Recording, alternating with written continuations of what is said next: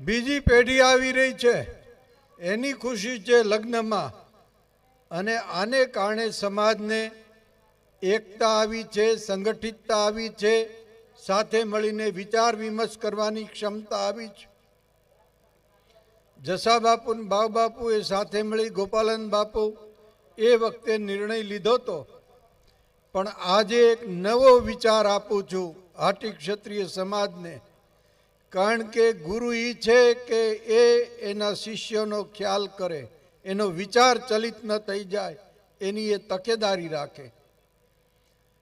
તો એ રીતે આજે એક નવો વિચાર કે તમે શિક્ષણ મેળવો છો, દીકરા ને દીકરીઓ બંનેને ભણાવો છો, પણ તમારો લક્ષ્ય સારી નોકરી પ્રત્યે છે, એને બદલે તમે વ્યવસાય તરફ આગળ વધો અને વિદેશ જવાની તૈયારી કરો. વ્યવસાય અને વિદેશ. વ્યવસાયમાં ન પહોંચી શકાય તો બે જણા સાથે મળીને કરો, પાર્ટનરશિપમાં. બે ભાયાતું ભેળા થાવ, બે કુટુંબ પરિવારના ભેળા થાવ, વેવાય વેલા ભેળા થાવ, પણ તમે પ્રવૃત્તિ બિઝનેસની કરો. નાનામાં નાના લઘુ ઉદ્યોગથી શરૂ કરીને મોટા ઉદ્યોગની કલ્પના કરો. જે સમાજની પાસે વિચારોના બી છે એ સમાજ પ્રગતિના પંથ ઉપર હંમેશા જાય છે. એ કોઈ દિવસ ગિરાવટ ના આવી શકે. મનુષ્ય જીવનની અંદર આપણી પાસે 7 પ્રકારનું સામર્થ્ય જોઈએ. બરાબર હાટી ક્ષત્રિય યુવાનો સાંભળે, 7 પ્રકારનું સામર્થ્ય જોઈએ. પહેલું સામર્થ્ય તમારા શરીરથી તમે મજબૂત હોવા જોઈએ. બીજું સામર્થ્ય વિચારથી મજબૂત હોવા જોઈએ. ત્રીજું સામર્થ્ય તમે આર્થિક સદ્ધર હોવા જોઈએ. સમાજની અંદર ફાઇનાન્સર સદ્ધર હોવા જોઈએ. લોકો એમ કે એક ગરીબ બ્રાહ્મણ, એવી વાર્તાઓ આવતી, ક્યાં કોઈ એવું ન આવ્યો કે ધનાઢ્ય બ્રાહ્મણ, એક ગરીબ બ્રાહ્મણ, એવી વાત આવે. પણ આર્થિક સદ્ધરતા આ સમાજમાં બહુ જરૂરી છે. તમારો ગુરુ એક જ એવો છે કે તમારી ત્યાં ટેલ કે ભેટ લેવા ન આવે એવો એક જ, તો એ કેવી રીતે આર્થિક સદ્ધર થયો હોય? એ સદ્ધર થયેલો જ બીજાને સદ્ધરતા તરફ લઈ જાય. તું પણ સદ્ધરતા, કેવી રીતે સદ્ધર થવાય છે. એટલે પુરુષાર્થની પરાકાષ્ઠાએ તમે જાઓ. પુરુષાર્થ અને વિઝન વગર પ્રગતિ નહીં થઈ શકે. એટલે વિઝન સાથે પુરુષાર્થ કરો. નોકરી કરીને તમારે છેલ્લે પછી દીકરાને શું આપશો?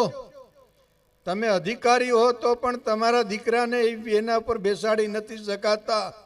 એના કરતા ભૈડીઓ આંકતો હોય છો ને, ભગું તોય મને મંજૂર છે. અમીર એમાંય બેહાડવા થાય છોકરાઓને. મિની સિમેન્ટ ફેક્ટરી નાખજે, છેવટ ઘાણી ગાનું તેલ મિલ નાખજે, કાંઈક ઉદ્યોગ જે છે ઊભા કરજે. આ વિચારધારા બદલવાની કોશિશ કરું છું. નહીંતર નોકરી માણસમાં ઘૂસી જશે. નોકરી મળે એ સારી વાત છે, એમ નથી, નકારતો નથી, પણ બહુ સારી નોકરી હોય તો ઠીક છે. નહીંતર પ્રાઇવેટમાં પાછી નોકરી જ કરવી. એના કરતાં હારા પકોડા વેચતો હોય ને, એ 5,000 રૂપિયાના પકોડા વેચે છે.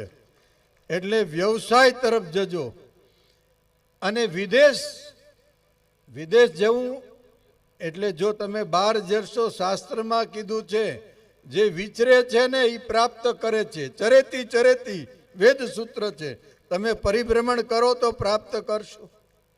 કલ્પના તો કરો કે જે વાણિયાના દીકરાઓ એ દેશ વિદેશ ગયા અને કંટ્રોલ કરે છે, દાન પુણ્ય પણ કરે છે, ત્યારે આપણે એમ કહીએ બટા આખો ખાતા હશું તો અડધો ખાવું, પણ આપણે ભેળા રહેવું.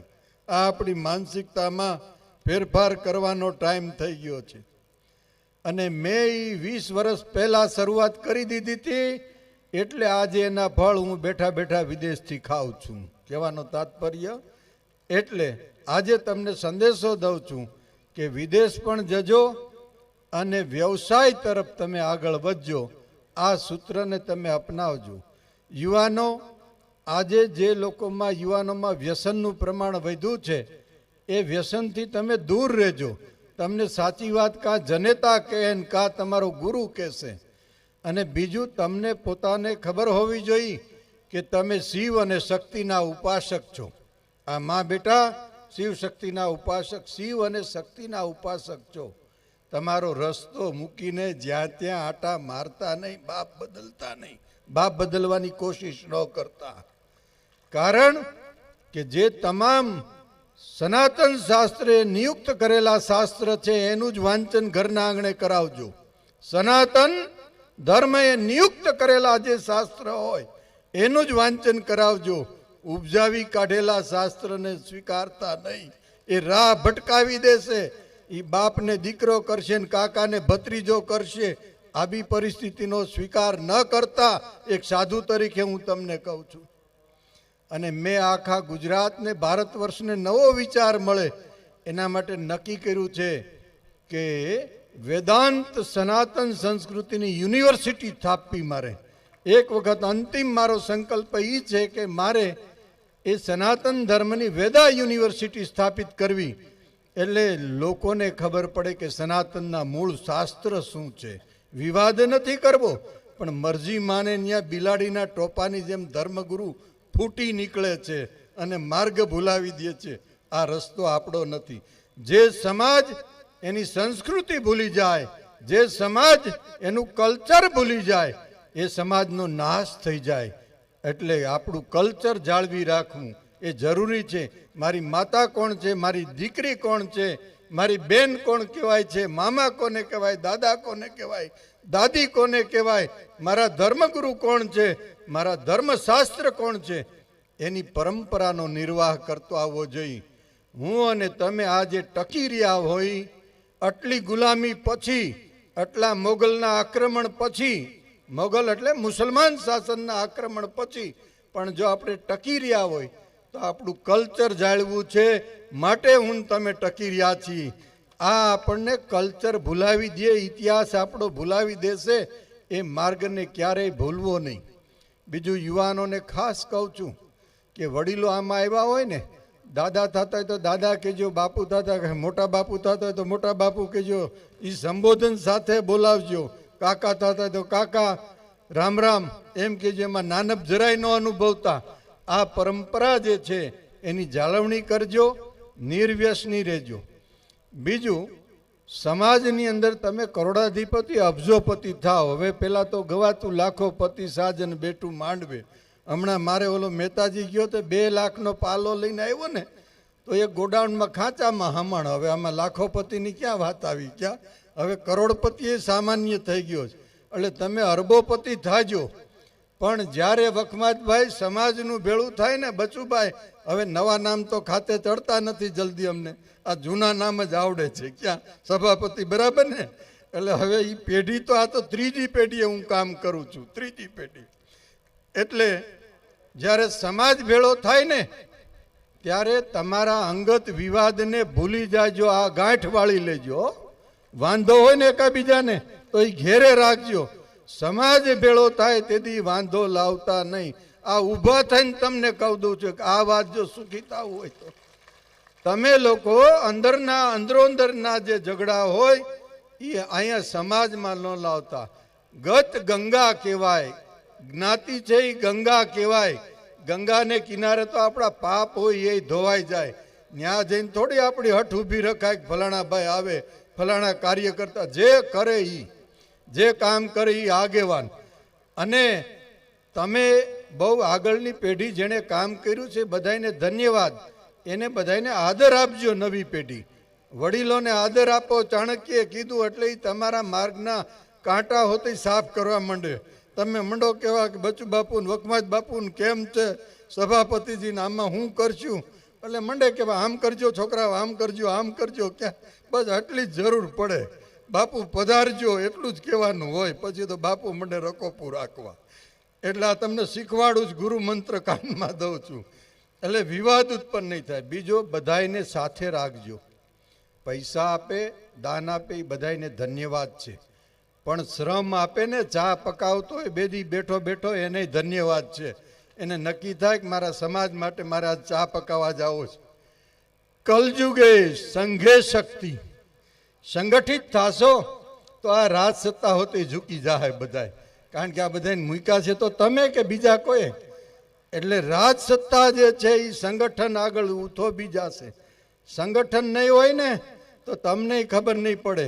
સંગઠન હશે ને તો તરત સ્વીકાર છે, આમાંથી એકાદાને લેવો પડશે, અને નહીતર તમારે એમને ખાલી બસ આમ મસાલ પકડવાની રહે. એટલે એ ધ્યાન રાખજો, સંગઠિત થાજો, અને આપસમાં સદભાવ રાખજો. આટી ક્ષત્રિય સમાજનું પ્લસ પોઈન્ટ જમા પાસું કયું છે કે આંતરિક માળખામાં લડતા નથી, બીજાનું ખરાબ નથી કરતા.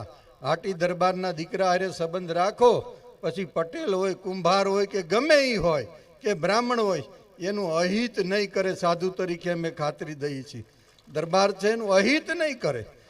અને મહેનત કરીને ખાવું છે, બીજાનું અમારે જોતું નથી. અને એક પાછું હાટી ક્ષત્રિય સમાજના એકેય વૃદ્ધને વૃદ્ધાશ્રમમાં કોઈ મૂકતા નથી યુવાનો. આ જમા પાસા તમને ગણાવું છું. વૃદ્ધાશ્રમો કેટલાય છે, પણ એમાં બધી જ્ઞાતિ મળશે. હાટી ક્ષત્રિય સમાજના ભાઈઓ કોઈ મૂકશે નહીં. એક હાટી ક્ષત્રિય સમાજના બાપા આવ્યા, બાપુ મને કે વૃદ્ધાશ્રમમાં નથી રહેવું હો, અમારા ગુરુ છો એટલે સેવા કરવા આવવું છે, સેવા કરવી છે, અને સેવા કરીને મફત નથી ખાવું, રૂપિયા 1 લાખ રોકડા ધરીને પછી મારે રહેવું છે. આ ઘટના બચુભાઈ નામની ખબર છે, પણ મારું કહેવાનો તાત્પર્ય એ ખુમારી છે. એટલે યુવાનોને પણ હું કહું છું કે વડીલોને તમે આદર આપજો, માતાઓને આદર આપજો. તમને આધે મેં સે આધા તો મા બાપ માટે, જે માતાજીને પાળે ઘરે માને હાચવે. સાહિત્યકારો આ કહે છે બધાય, તો કે પછી ઉમરાની માને હાચવે તો ડુંગરાની માં જે છે એ નારાજ નહીં થાય, પણ ઉમરાની માને નારાજ કરશું તો ડુંગરાની માં નારાજ થઈ જાય. એટલે આપણી જનેતા છે, આપણા વડીલ છે, દાદા દાદી છે, એના પ્રત્યે આપણે ખૂબ સારો આદર રાખવો. જેમ વ્યસનથી બને ત્યાં સુધી બધાય મુક્ત રહ્યો, સંપ રાખો આપસમાં, અને દીકરીઓને પણ ભણાવો. સાથે સાથે તમે વિદેશ જવાની ભાવના પણ કરો. એ ઉપરાંત તમે બિઝનેસ કેમ કરવો એ બિઝનેસ તરફ. હું તો એમ કહું છું કે આ બધા સમાજ સમિતિઓ રચે ને, સમાજના વિકાસ માટે સમૂહ લગ્ન સમિતિ, એવી રીતે આરોગ્ય સમિતિ, શિક્ષણ સમિતિ, હવે એવી સમિતિ રચો કે વિદેશ આપણા ધંધાના માર્ગદર્શન કેમ આપવા, નાના નાના ધંધાનું માર્ગદર્શન કેમ આપવું.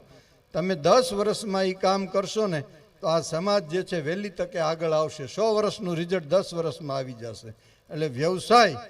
અને બીજું, પરીક્ષાના ટાઈમે એને શિક્ષકોને બોલાવીને યુવાનોને માર્ગદર્શન આપો કે કયા વિષયની પરીક્ષાઓ આપવી 10મા અને 12મામાં, અને પછી નોકરી માટેની પરીક્ષા માટે કેવી તાલીમ આપવી, અગાઉથી જે છે એની તૈયારી એને કરાવો. આટલું કરાવો ઉત્તમ. અને વિશેષ વાત કે જ્ઞાતિ માટે ક્યારેય વિવાદ ઊભો ન કરતા એક મંચ ઉપર આવી જશો.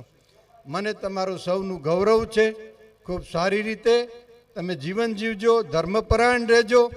અને ગૌરવની વાત એ છે કે 500 વર્ષથી જેનો ઇંતજાર હતો એ ભગવાન રામનું પ્રાગટ્ય જન્મસ્થાન ઉપર, જ્યાં રામ મંદિરનું નિર્માણ થઈ રહ્યું છે. ખાલી રામ મંદિરનું નિર્માણ નહીં, આપણી આખી સંસ્કૃતિને ઉજાગર કરી રહ્યા છે, અને એક એક ઇતિહાસને ફરી પાછો જાગૃત કરે છે. આપણા શિક્ષણમાં ગીતાજીનો અભ્યાસ લઈ આવ્યા છે. હમણાં શિક્ષણ મંત્રી આવ્યા હતા તો મને કીધું, બાપુ હું ગીતાજીનો અભ્યાસ લઈ આવું. મેં એની પીઠ થાબડી કે ધન્યવાદ છે ભાઈ, તને ધન્યવાદ છે તે આ કામ કર્યું. અને હવે હું એમ કહું છું કે આ બાબરના અને આ જે ઇતિહાસ બધાય અકબરના ભણાવે છે, અમારા છોકરાઓની કાઢી નાખ. અને બીજું મેં કીધું ઋષિ મુનિઓનો ઇતિહાસ ભણાવવાનું ચાલુ કરો તો મારા આત્માને શાંતિ થાય. એટલે મને કે લેખિત મોકલો, લેખિત મોકલું છે હમણાં બધું ક્યાં. એટલે આપણી સંસ્કૃતિને ટકાવવાનો પ્રયાસ કરજો. અવશ્ય આપણો ઇતિહાસ જે છે એ ગૌરવવંતો છે, ગૌરવવંતો ઇતિહાસ રહેશે. પણ એક ધ્યાન રાખજો, આર્થિક નબળાઈ જો આવશે ને કોઈ સમાજ નહીં સ્વીકારે. એટલે આ સૂચન આજનું નવું આપ્યું છે કે આર્થિક સધરતા. તો આ ઓલી વાત અધૂરી રહી ગઈ, વૈચારિક સામર્થ્યતા, આર્થિક સામર્થ્યતા. અને આર્થિક સધરતા પછી સમાજમાં કોઈ ઓળખતું હોવું જોઈએ. સમાજમાં કોઈ ન ઓળખે તો નકરો ચોકીદાર રૂપિયાનો થાય. આપણે સુરતભાઈ નામ ભૂલી ગયું હવે, ખીમજીભાઈ, તો એ મને પાસે બેન કહેતા હતા બાપુ કાંઈ ચિંતા ન કરવી, સમાજને જરૂર હોય તો મને ચિંતી દેવું. ખીમજીભાઈને આજે યાદ કરીએ. તમે કહેવાનું સમાજને કંઈક આપશો તો સમાજ વચ્ચે આજ આપણે એનું નામ લઈ છીએ. આમ તમારામાંથી તો હવે હજારો ખીમજીભાઈ તૈયાર થાય. મારું કે આશાવાદી છો, ખાલી કલ્પના નથી, અવશ્ય ઉત્પન્ન થવાના છે હજારો વ્યક્તિઓ. એટલે આર્થિક સદ્ધર થવું હોય સામર્થ્ય, પછી સામાજિક સામર્થ્ય, સમાજમાં તમને કોઈક ઓળખતું હોવું જોઈએ, સામાજિક સામર્થ્ય.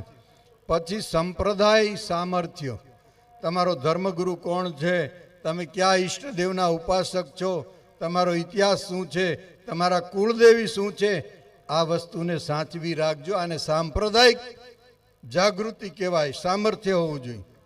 છઠ્ઠું સામર્થ્ય રાષ્ટ્રીય સામર્થ્ય, મારું રાષ્ટ્ર જે છે ઉન્નતિના શિખર ઉપર હોય, વિશ્વની સાથે હું આગેવાની કરતો હોવો જોઈએ, આવું મારું જે છે નેતૃત્વ હોવું જોઈએ, આસમાનને આંબે હું. અને સાતમું સામર્થ્ય છે એ આધ્યાત્મિક, આધ્યાત્મિક સ્પિરિચ્યુઅલ લાઈફ. જો સ્પિરિચ્યુઅલ લાઈફ આગળ હશે તો એકનું દર્શન અનેકમાં કરશું. આપણે અનેક દેવી દેવતાઓને માનીએ છીએ પણ એને બ્રહ્મ તરીકે ઓળખીએ છીએ. ભગવાન દશરથને આપણે, ભગવાન રામને સ્વીકારીએ છીએ પણ દશરથના પુત્ર તરીકે નહીં. રામ બ્રહ્મ છે, કૃષ્ણ બ્રહ્મ છે માટે સ્વીકારીએ. માતાજી બ્રહ્મ સ્વરૂપ છે, અનેકમાં એકનું રૂપ જોનારા આપણે. અનેક જાતિમાં વેચાયેલા છીએ, અનેક સંપ્રદાયમાં વેચાયેલા છીએ, છતાં આપણે એકતાનો ભાવ જાળવીએ છીએ. આપણી શ્રદ્ધાનું કેન્દ્ર રામ છે, શ્રદ્ધાનું કેન્દ્ર કૃષ્ણ છે, શ્રદ્ધાનું કેન્દ્ર માતાજી છે. એટલે આપણી શ્રદ્ધા એક છે. એટલે આજે આટલા વર્ષો, લાખો વર્ષથી આપણે સંગઠિત રહી શક્યા છીએ. તો ખૂબ ખૂબ આટી ક્ષત્રિય સમાજ દરેક ક્ષેત્રમાં વિકાસ કરે, રાજદ્વારે પણ અગ્રગણિત તરીકે આવે. ભવિષ્યમાં જોવા ચાહું છું કે સમાજમાંથી ધારાસભ્ય, સંસદ સભ્ય, મિનિસ્ટર આમાંથી હોય. આટલા દોહા ધોકાવીએ છીએ, પરિણામ કેમ ન આવે? પણ એક મત કરવો, એક સંગઠિત બનો એટલે અવશ્ય પરિણામ આવશે. દરેક રીતે પ્રગતિ થાય, સુમેળ થાય, સમૃદ્ધિની સાથે શાંતિ રહે, એવી શુભકામના સાથે મારી વાતને પૂર્ણ કરું છું. અને હર પરિસ્થિતિમાં તન મન ધનથી હું તમારી સાથે છું. પણ મુક્તાનંદ એક અવાજ મારે ને કે જોડાવ હાજર થાય, જો કદાચ જરૂર પડે ને સરકારને એકત્ર કરવાનું થાય તો એ સંગઠન વગર ક્યાં કોઈ સરકાર એ સમજે છે. એટલે સંગઠનની વાત ઉપર આવીને એક થઈ જાયજો, આટલી વાત સ્વીકારજો. હરિઓમ, હરિઓમ, હરિઓમ. બોલીએ ગુરુ મહારાજ કી.